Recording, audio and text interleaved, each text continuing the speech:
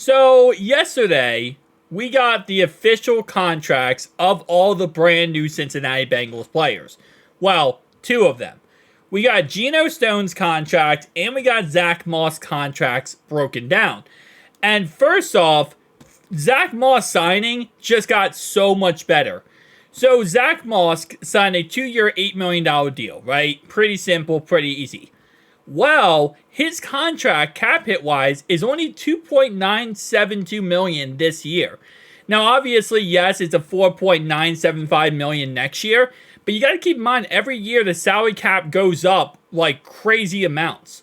Also, of that $8 million, only $3 million of that is actually guaranteed. So, what we're able to do is save some money this year, even more, after we moved on for Joe Mixon, which I will still say 1000%. I hated that move altogether.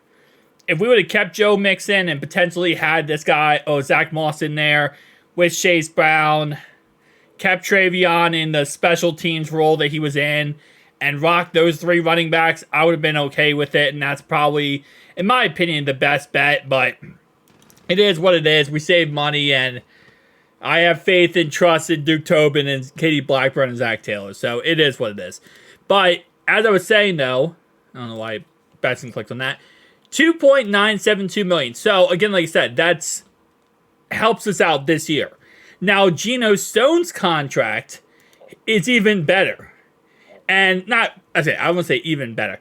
It's also very similar, where it's way less money, $6 million this year, while it's $7.9 million, almost $8 million next year. And again, with the salary cap going up, these numbers, the next year is a lot less, right? So, for example, an $8 million salary cap this year is not the same as $8 million next year. Next year, with the salary cap going up, it would be like a $6 million next year as well.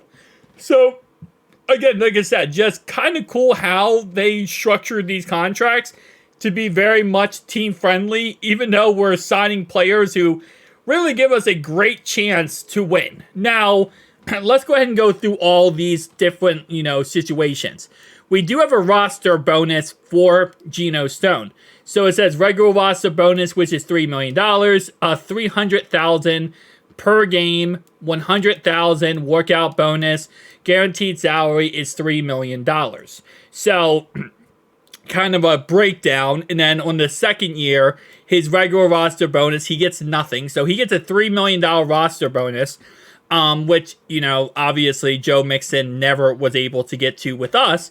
But in the end, he is able to get the $3 million roster bonus because we traded him.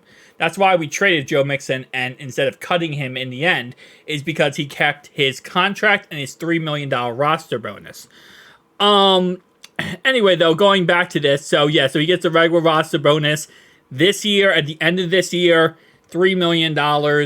Doesn't get one next year, so he's going to get a guaranteed $3 million. That's where the guaranteed $3 million is in. But he does get paid $300,000 per game, which is kind of crazy. I say that, but then look at like Joe Burrow. Where is our boy? Where's our big Joe Burrow here, man? Void years, all that, but how much per game? Okay, well, it doesn't tell us because his contract's not structured like that. But for Zack Moss, it's also $300,000 per game. Signing bonus is, this is obviously pushed over the $3 million over 2 years. So 1.5. We're just splitting it up on 2 years instead of paying him it all at once. This also helps us with the salary cap. By splitting it up, it's not as much money. If that makes sense. So, like, for example, you see this is his base salary. This is his signing bonus. So you add this plus this, and then you get this. You add all these numbers, and then you get this. But the point I'm trying to make is that we split up his signing bonus. So, for example, same thing over here with Geno Stone. He got a $6 million signing bonus, which is over 2 years.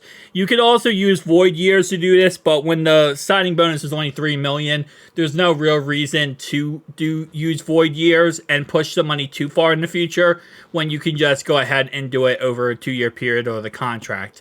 And that's easier. But, like, for example, if he had $36 million, you're not going to push it over 2 years. I mean, that would be 18 million per year, and that would be ridiculous. That's when you would use void years.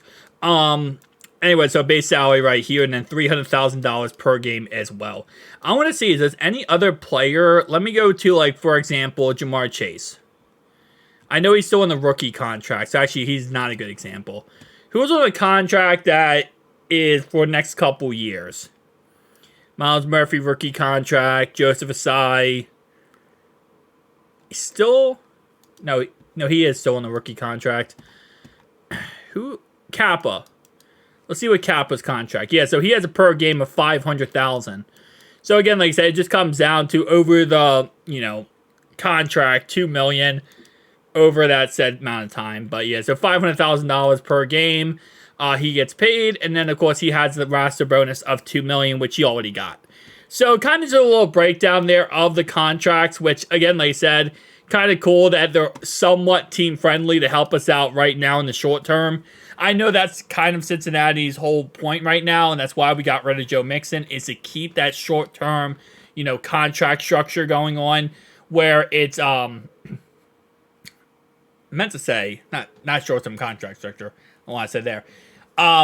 We want to go ahead and save as much cap as possible. So we're trying to move out the problems cap-wise and, work our new cap around so it's more team-friendly this year. So we can keep some of these guys that we're trying to keep.